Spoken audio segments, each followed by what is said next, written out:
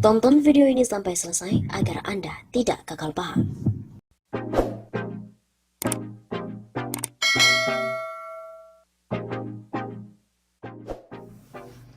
Dana korupsi diduga mengalir ke Sekretariat Negara.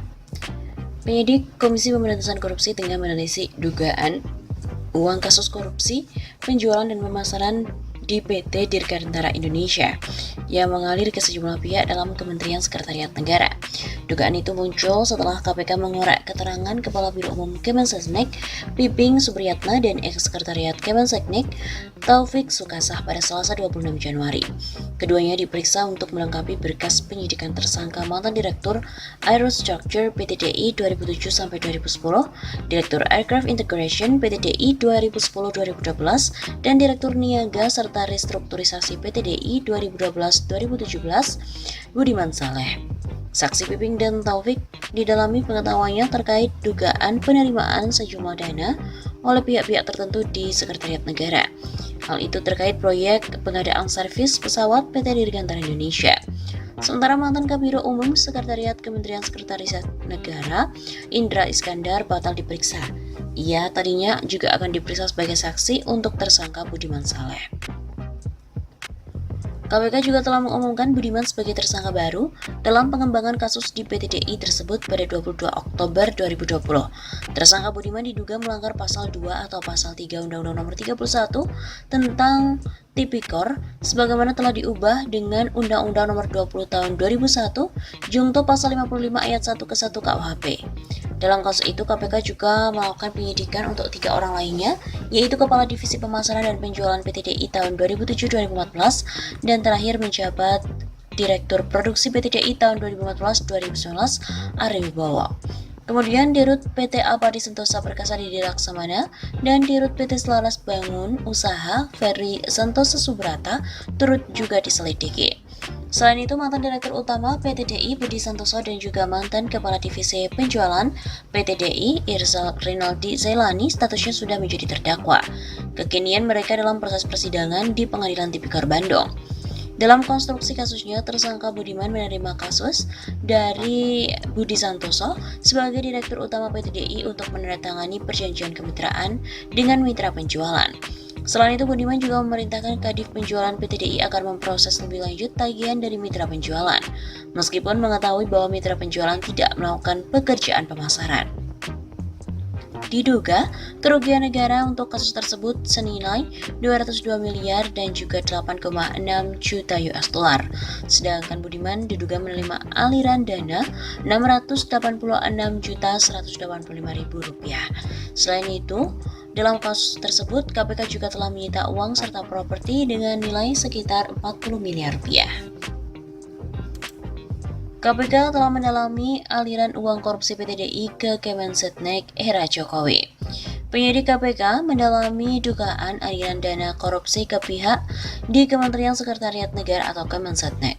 Pendalaman yang dilakukan KPK terkait dengan kasus dugaan korupsi pengadaan kegiatan penjualan dan pemasaran pada PT Dirgantara Indonesia tahun 2007-2017. Dugaan aliran itu didalami penyidik pada saksi yang dipanggil pada Selasa 26 Januari, yaitu mantan Kepala Biro Umum Sekretariat Kemensetnek Piping Supriyatna dan mantan Sekretaris Kemensetnek Taufik Sukasah.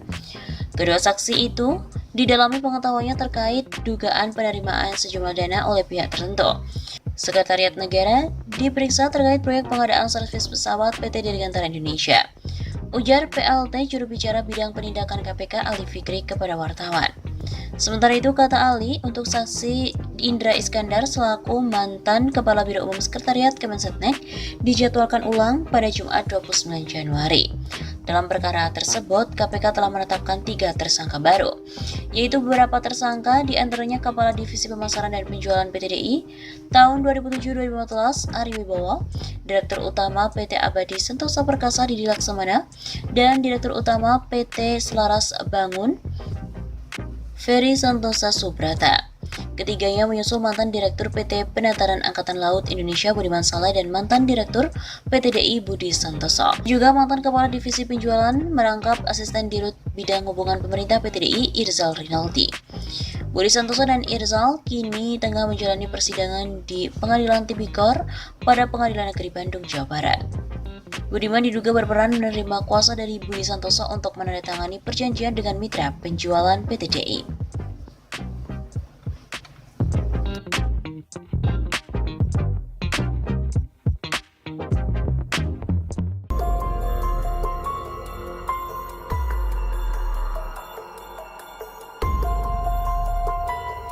Benarkah Muldoko akhirnya terciduk kasus korupsi PT Dirgantara Indonesia? Beredar sebuah narasi bahwa Kepala Staf Presiden Muldoko terciduk kasus korupsi PT Dirgantara Indonesia. Narasi ini pun beredar di media sosial.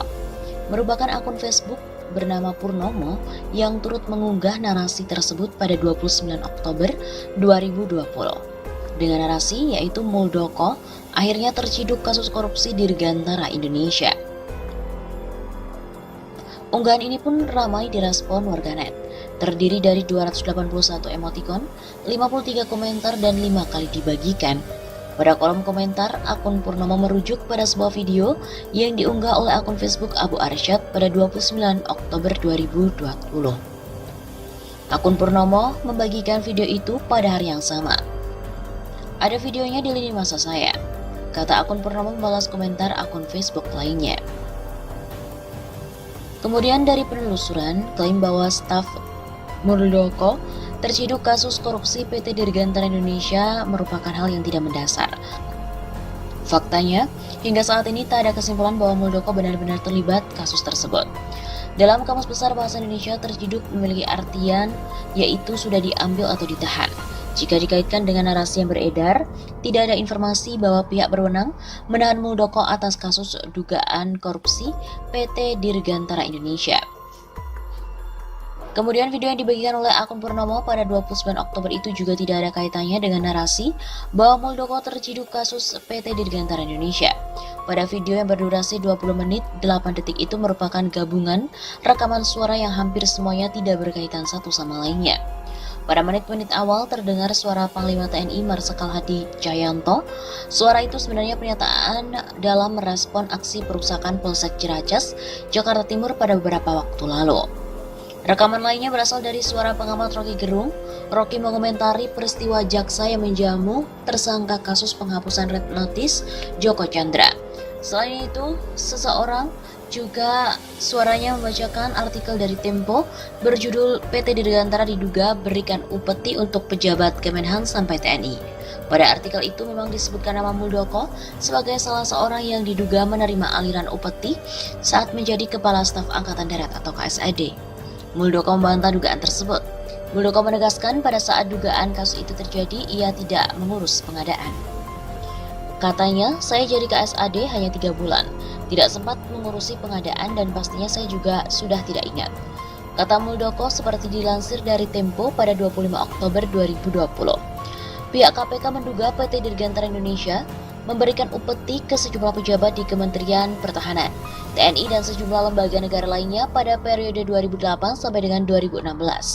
KPK juga mengaku masih menyelidiki lebih lanjut terkait dengan upeti tersebut. Uang dari PT DI yang dikeluarkan untuk mitra dan digunakan lagi untuk berbagai kebutuhan tersebut akan ditelusuri lebih lanjut oleh penyidik. Begitu kata Ali, seperti dikutip dari redaksi Tempo pada 1 November 2020. Jadi kesimpulannya, klaim bahwa Kepala Staf Presiden Muldoko terciduk kasus korupsi PT Dirgantara Indonesia tidak berdasar.